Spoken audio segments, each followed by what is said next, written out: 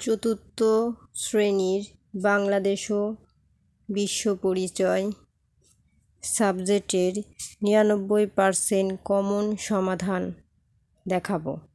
যে প্রশ্নগুলা 99% আসার সম্ভাবনা আছে সেগুলাই আমি দেখাবো। কোনগুলা খুবই ইম্পর্টেন্ট। তো ভিডিওটি শুরু করার আগে বলে রাখি, চ্যানেলে নতুন দর্শক হয়ে থাকলে চ্যানেলটি সাবস্ক্রাইব করে পাশে থাকবেন, কারণ নিত্য নতুন ভিডিও দেখার জন্য চ্যানেলটি সাবস্ক্রাইব করা অত্যন্ত জরুরি। এখানে নবম অধ্যায় থেকে শুরু করব। প্রথম এখানে সংক্ষিপ্ত প্রশ্ন 4টি আছে। 4টির মধ্যে যেগুলা ইম্পর্টেন্ট তা হলো, এখানে আছে 1 নাম্বার খুবই ইম্পর্টেন্ট,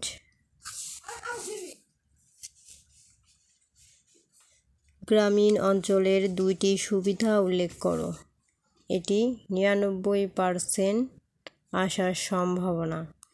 এবং আরেকটি হচ্ছে শহর অঞ্চলের 2টি সুবিধা উল্লেখ করো।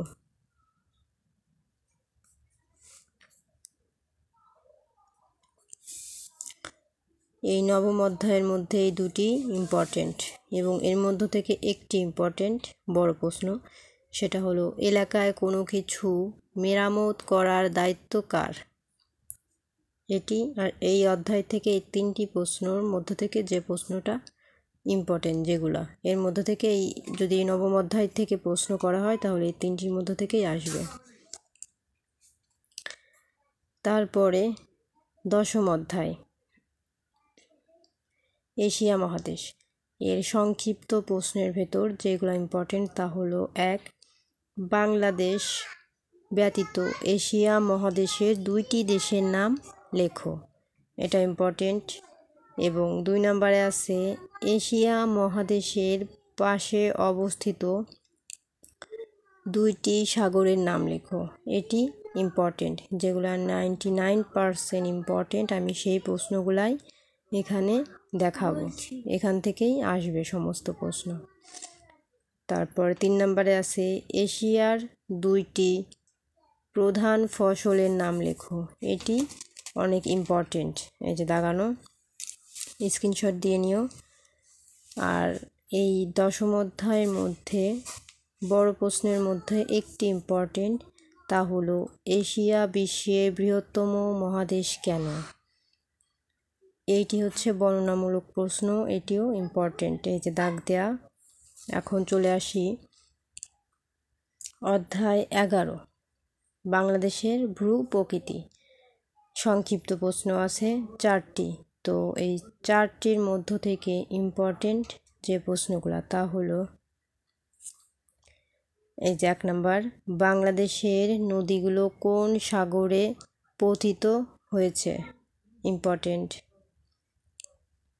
তারপরে আছে আমাদের দেশে কয়টি ঋতু আছে, এটিও ইম্পর্টেন্ট।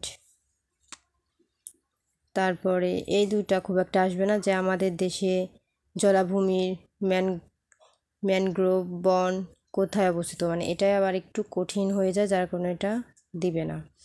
এবং 4 নম্বরও আছে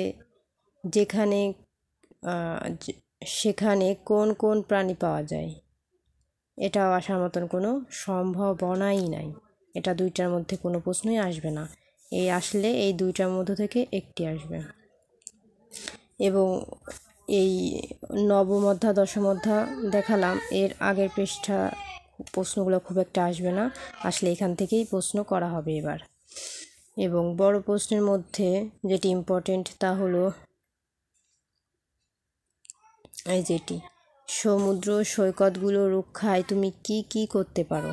এটি ইম্পর্টেন্ট, কারণ 1 নম্বরে আছে বাংলাদেশের সমুদ্র সৈকতগুলোতে বেশি পর্যটক আকৃষ্ট করতে তুমি কি কি করবে। এটি খুব একটা ইম্পর্টেন্ট না বললেই চলে, এই প্রশ্নটা আসার মতনই না, এইটাই আসার সম্ভাবনা। এবং 12 অধ্যায় আছে দুর্যোগ মোকাবেলা। তো দুর্যোগ মোকাবেলায় সংক্ষিপ্ত প্রশ্নে আছে 1 নম্বর আছে কোন 2টি প্রাকৃতিক দুর্যোগ আমরা বেশি আক্রান্ত হই।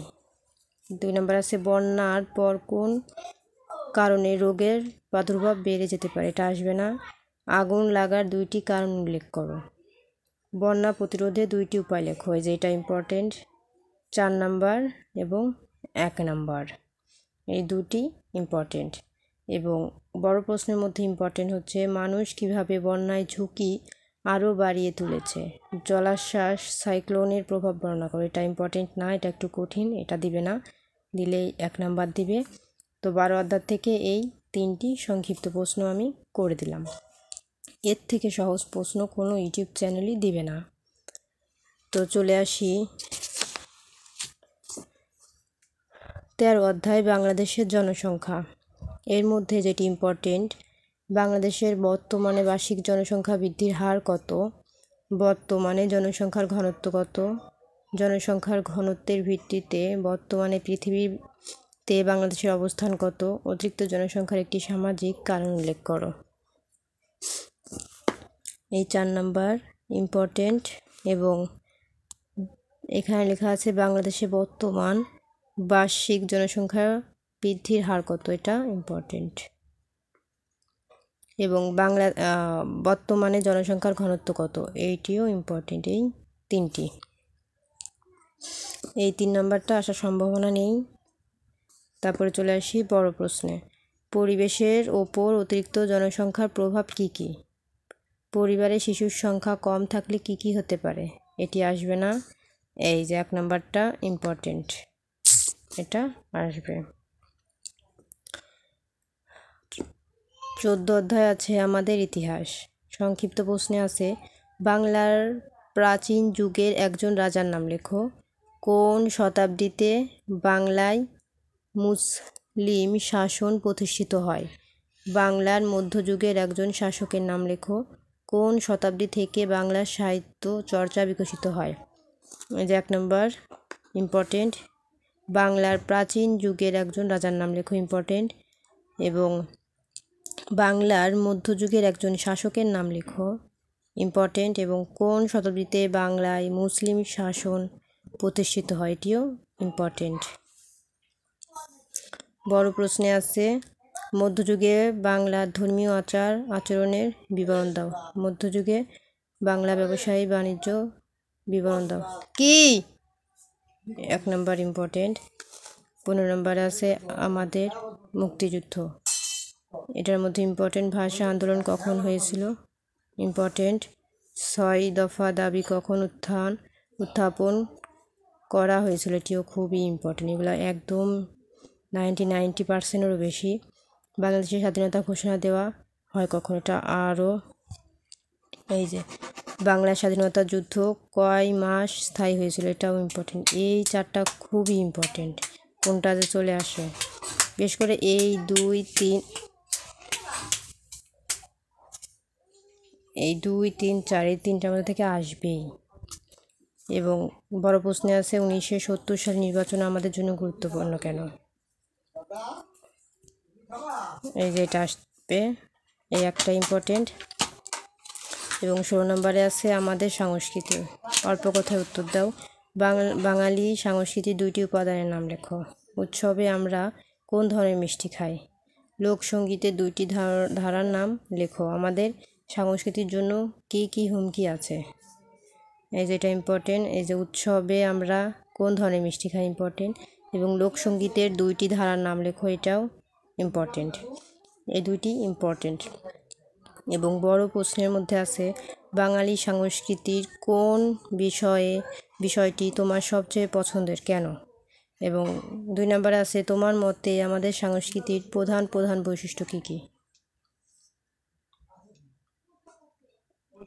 এই 2 নম্বরটি খুবই ইম্পর্টেন্ট, এগুলাই আসবে পরীক্ষায়। তো আমার চ্যানেলে ইংলিশের ভিডিও দেওয়া আছে যেগুলো আসবে। এবং এখন বাংলাদেশ ও বিশ্ব পরিচয় দিলাম, এবং একটু পর অন্য একটা সাবজেক্টের দেওয়া হবে। তো সেগুলো দেখার জন্য চ্যানেলটি সাবস্ক্রাইব করে পাশে থাকবেন। ধন্যবাদ।